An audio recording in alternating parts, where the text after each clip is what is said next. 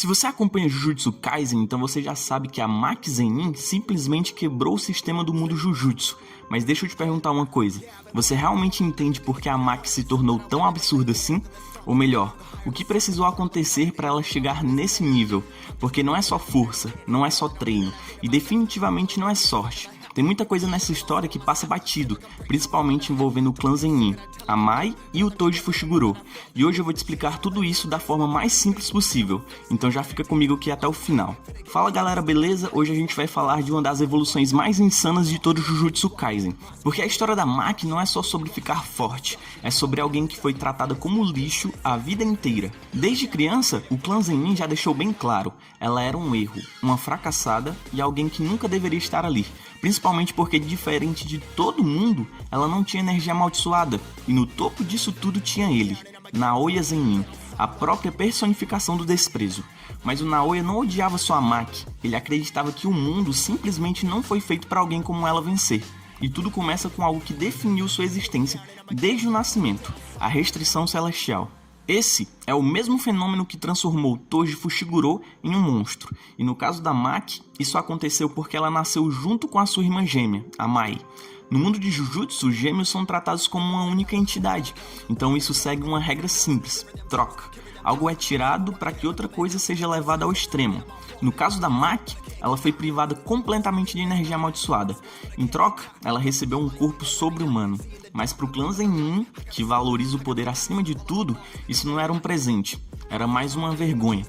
Mesmo sendo fisicamente superior à maioria dos feiticeiros, a Maki ainda era vista como uma mancha no legado da família. Ela precisava até usar óculos especiais para enxergar maldições, ou seja, para o clã ela não valia de nada. E ainda assim, mesmo classificada como nível 4, suas habilidades já ultrapassavam esse título há muito tempo.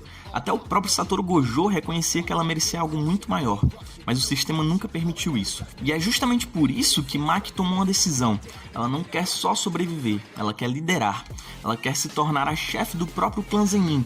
E mais próximo do que isso, ela quer criar um mundo onde pessoas como Mai não sejam tratadas como descartáveis.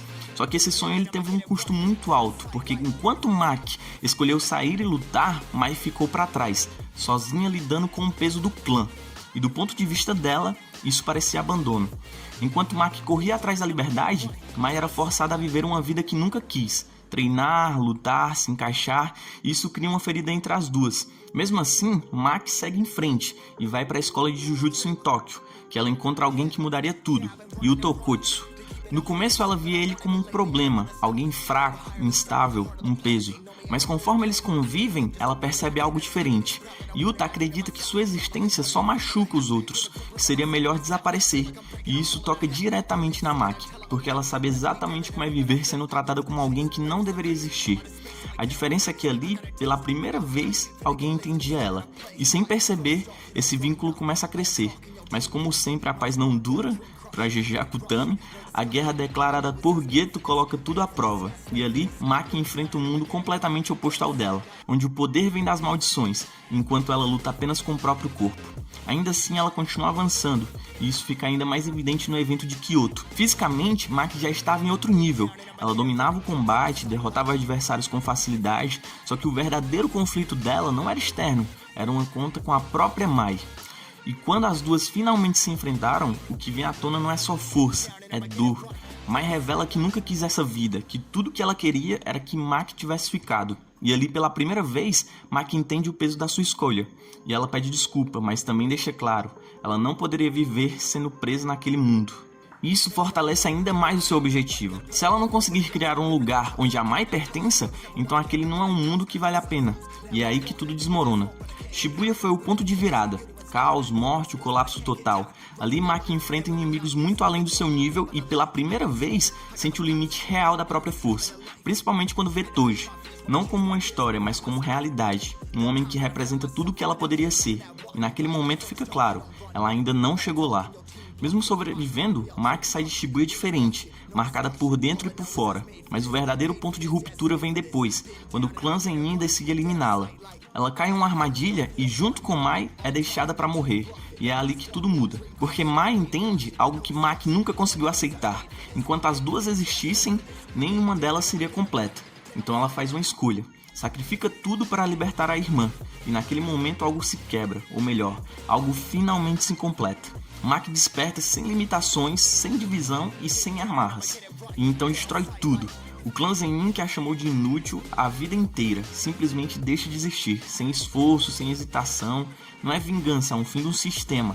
A partir dali, Maki deixa de ser uma exceção e se torna uma ameaça real ao próprio conceito de poder dentro do Jujutsu. E isso fica ainda mais evidente quando ela enfrenta Naoya novamente, agora mais rápida, mais forte, mais monstruosa, mas já é tarde. Porque Maki não depende mais de técnica, ela entende que o mundo de uma forma diferente. Ela sente, percebe, lê tudo ao seu redor. E quando finalmente corta Naoya, não é só um golpe, é o fim de tudo que ele representava. A ideia de que ela nunca seria suficiente morre ali. E mesmo depois disso, a história continua escalando. Maki enfrenta Sukuna e mesmo diante do Rei das Maldições, ela não recua. Ela não joga pelas regras do Jujutsu. E é exatamente por isso que ela consegue lutar de igual para igual, porque enquanto todos dependem de uma energia amaldiçoada, Maki é a prova viva de que você não precisa dela para ser um absurdo. E no fim, tudo se resume a isso. Maki Zenin não venceu porque era escolhida, ela venceu porque ela recusou o sistema. Foi rejeitada, subestimada, descartada e mesmo assim continuou, até se tornar algo que o próprio mundo não sabia como lidar.